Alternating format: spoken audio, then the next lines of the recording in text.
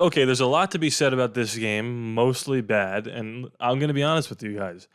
You know me, I keep it real.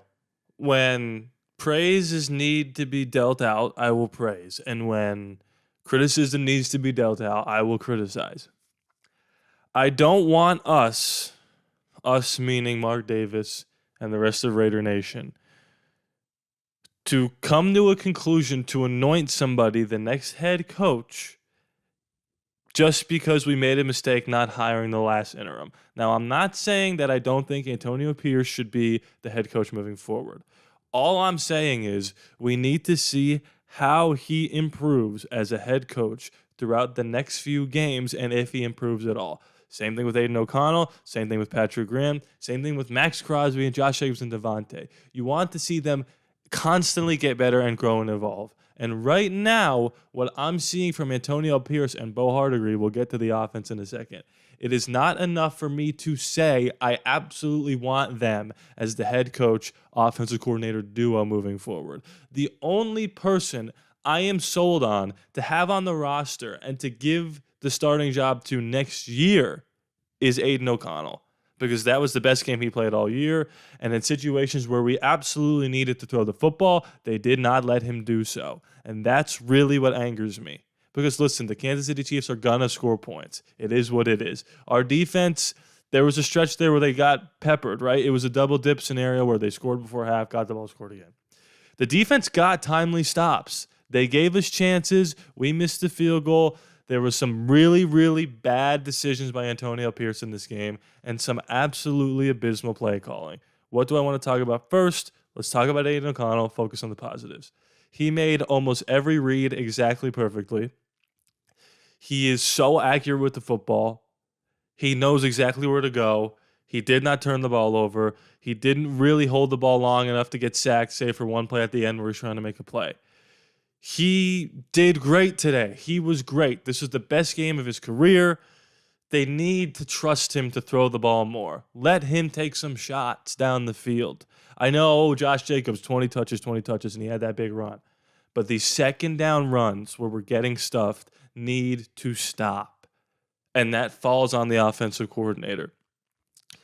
I don't think there was a single play where Aiden O'Connell was under center and straight dropped back and threw a pass.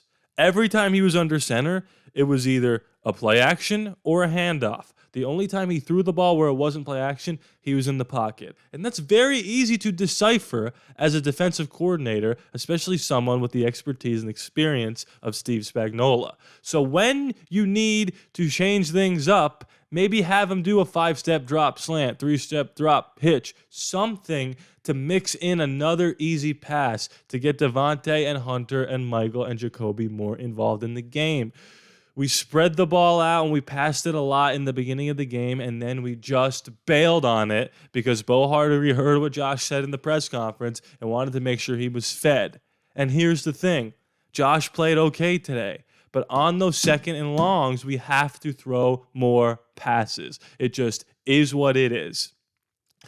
Antonio Pierce, twice now, has mismanaged going into halftime. The Chiefs have the ball. It's second and whatever. They hand the ball off with 1:10 to go. We have one timeout. Instead of taking the timeout to go to a minute, they either score a touchdown or it's an incomplete pass. We let the play clock run all the way down, 25 seconds. They score a touchdown. We run 2 plays, a pass play that doesn't work, and a draw that gets us 15 yards. We go into halftime with a timeout. Why are you not learning from the mistakes you just made last week? Do you trust Aiden O'Connell or do you not? Because you said he gives us our best chance to win. And if he gives us our best chance to win and he plays the way he's been playing so far in the game, you got a minute and one of the best receivers in the league and a timeout. Or you wouldn't have the time anymore. You have a minute to get 3 chunk plays to get in the field goal range. And we take the timeout in the half. That's mismanaging the game. Another crucial error is not going for it on 4th and 1. Not because the field goal was missed. Nobody expected the field goal to be missed. So everyone that said, we should have went for it because you missed the field goal. Shut up. You have to go for it to score touchdowns. The only way to beat the Kansas City Chiefs is to continue to score touchdowns. And especially when you don't force a turnover, you have to steal a possession by going for it on a fourth down in which you were stopped. And the fact that he did not go for it on fourth down shows me that he knew Mark Davis was upset last week about him not kicking the field goal. This is a different scenario. The Kansas City Chiefs have a better, more well-oiled machine than the Miami Dolphins against the Raiders. They know how to beat us. Miami did not know how to beat us, save for getting the ball to Tyreek Hill. So you have to make sure you steal possessions. It's 4th and 1. Bo, what's your best play? We need a yard, blah, blah, blah. Go for it. You go up 14-0 faster. We get the ball back. Maybe it's 21-0. But instead, you kick a field goal. He happens to miss it. That's not on AP. But you got to go for it, and you got to use that timeout before halftime. Like I said before, the play calling was not good at all. That flea flicker nonsense on 2nd and 10, that's twice in a row he's called a trick play in a scenario where you absolutely need to gain yardage.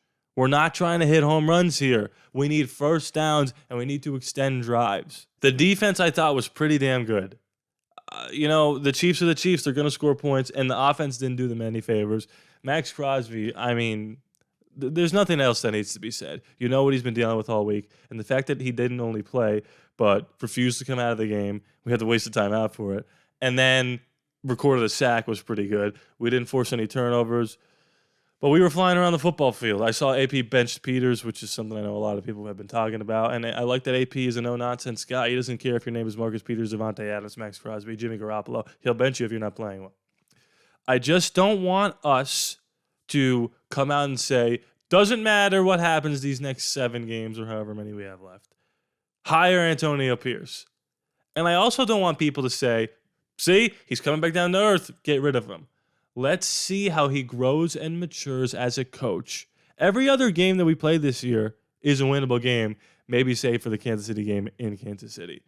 We play the Broncos again, the Chargers again, the Vikings, the Colts. I might be forgetting another team in there. These are all winnable games. Let's see how we compete. There's no doubt about it. The team is competing much more now than they were with McDaniels.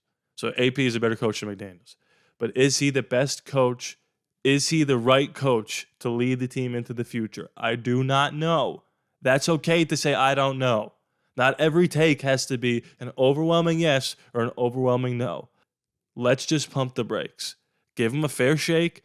See how he performs over these next 5, 6, 7 games, however many years left. Evaluate. Interview him again. Interview some other candidates.